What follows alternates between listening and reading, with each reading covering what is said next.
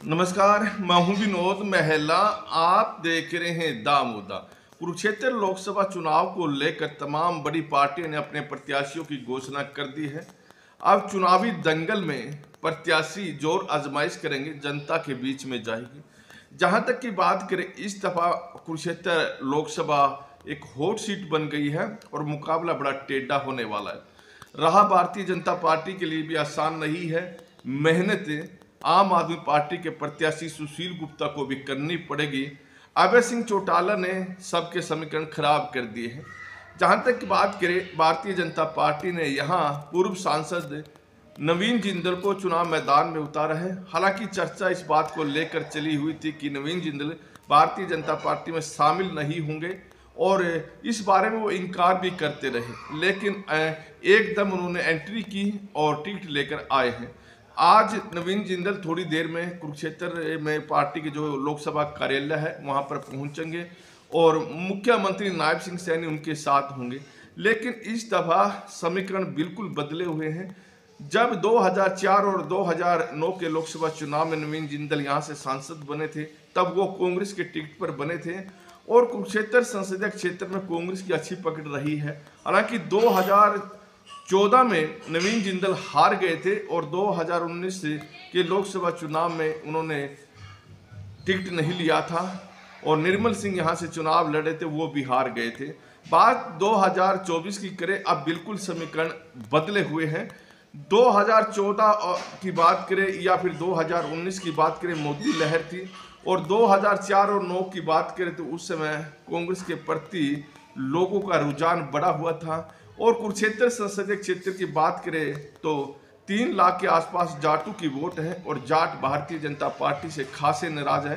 हालांकि 2004 और 9 में जाटों ने नवीन जिंदल को वोट दी थी, लेकिन इस दफा नवीन जिंदल के लिए जाटों की वोट लेना बड़ा मुश्किल साबित हो सकता है। हालांकि वो प्रयास कर सकते हैं। जहां तक की बात करें सुशील गुप्ता की, सुशील गुप्ता को सबसे पहले अगर उनकी पार्टी ने टिकट दिया था, एकमात्र कुरुक्षेत्र संसदीय सीट ये आम आदमी पार्टी के खाते में है और 9 संसदीय सीट है वो कांग्रेस के खाते में है। जहां तक की बात करें, सुशील गुप्ता पिछले 15-20 दिन से चुनाव प्रचार अभियान में जुटे हुए हैं और कांग्रेस के दोनों गुट हैं एसआरके और भूपेंद्र सिंह हुड्डा, दोनों के साथ वो तालमेल बनाए हुए हैं। ऐसा नहीं है, उन्हें भी पता है कि अगर तालमेल नहीं होगा तो यहाँ नुकसान हो सकता है। ऐसे में सुशील गुप्ता दोनों गुटों के बड़े नेताओं को कुरुक्षेत्र में लेकर आ चुके हैं। कुछ दिन पहले कुमारी शैलजा आई थी और उनसे पहले कांग्रेस भवन में पूर्व मुख्यमंत्री भूपेंद्र सिंह हुड्डा भी सुशील गुप्ता के पक्ष में वोट मांग गए हैं। तो आने वाले समय में भी दोनों ही बड़े नेता कुरुक्षेत्र संसदीय क्षेत्र में आ सकते हैं सुशील गुप्ता के लिए। जहां तक की बात करें, सुशील गुप्ता को काफ़ी मेहनत यहाँ करनी पड़ सकती है।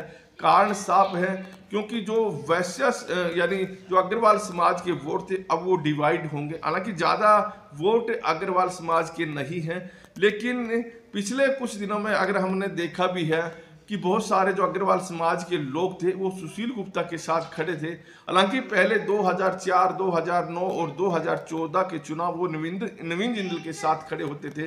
उन्हें लग रहा था कि नवीन जिंदल चुनाव नहीं लड़ेंगे, तो देखिए उन्होंने सुशील गुप्ता के साथ चुनाव अभियान शुरू कर दिया। ऐसे में अब वो लोग क्या फैसला लेंगे, क्योंकि वो जनता के बीच में जा चुके हैं, सुशील गुप्ता के लिए वोट मांग चुके हैं, लेकिन कहीं ना कहीं नवीन जिंदल के प्रति भी उनका प्रेम प्यार है। तो ये देखने वाली बात रहेगी, क्या वो नवीन जिंदल के पास वापस जाएंगे या फिर सुशील गुप्ता के साथ जुड़े रहेंगे। जहां तक कि जातीय समीकरण की बात करें तो भारतीय जनता पार्टी से जाटों की नाराजगी है, सिखों की नाराजगी है और सिख इस समय कांग्रेस या आम आदमी पार्टी के साथ ज़्यादा खड़े दिखाई दे रहे हैं और इससे भारतीय जनता पार्टी को खासा नुकसान होने की संभावना है। सिख समाज 2014 और 2019 के लोकसभा चुनाव में भारतीय जनता पार्टी के साथ खड़ा था, लेकिन इस दफा सिख समाज भाजपा से खासा नाराज दिखाई दे रहा है। जहां तक की बात रोड समाज की करें, रोड समाज भी भारतीय जनता पार्टी से इस दफा नाराज है। खास तौर पर बात करें थानेसर विधानसभा की और बात करें पुंडरी विधानसभा की, इन विधानसभा में रोड समाज की वोट अच्छी खासी है और कुरुक्षेत्र संसदीय क्षेत्र में 80,000 के आसपास वोट रोड समाज की बताई जा रही है। इसी तरह से गुरु रविदास को मानने वाला समाज भी कहीं ना कहीं भारतीय जनता पार्टी से नाराज दिखाई दे रहा है। उसको मनाने के लिए भी भारतीय जनता पार्टी को काफ़ी मशक्कत करनी पड़ेगी। और देखिए तो यहाँ भारतीय जनता पार्टी और आम आदमी पार्टी और अभय सिंह चौटाला, इन तीनों के बीच में कड़ा मुकाबला होने की उम्मीद की जा रही है। हालांकि जैसे जैसे चुनाव आगे बढ़ेगा तो तस्वीर भी साफ होती जाएगी। जेजेपी किन को यहाँ से चुनाव मैदान में उतारेगी, किस समाज से लेकर आएगी, यह भी देखने वाली बात रहेगी। हालांकि कुछ लोगों का कहना कि सतविंदर राणा यहाँ से उतर सकते हैं। अगर सतविंदर राणा उतरेंगे तो वो भी सारा नुकसान भारतीय जनता पार्टी को हो सकता है। अगर सैनी समाज से देंगे तो कहीं ना कहीं उससे भी नुकसान भारतीय जनता पार्टी को हो सकता है। कह सकते हैं कि इस दफा कुरुक्षेत्र संसदीय क्षेत्र में समीकरण पूरी तरह से बिगड़े हुए हैं। अभय सिंह चौटाला जैसे ही चुनाव मैदान में आए थे तो यहाँ जो समीकरण थे एकदम बदल गए थे, या सीट हॉट बन गई थी। और कहीं ना कहीं जाटों की वोट अभय सिंह चौटाला खासी ले सकते हैं। हालांकि अभी देखने वाली बात रही कि जाटों का रुख क्या होगा।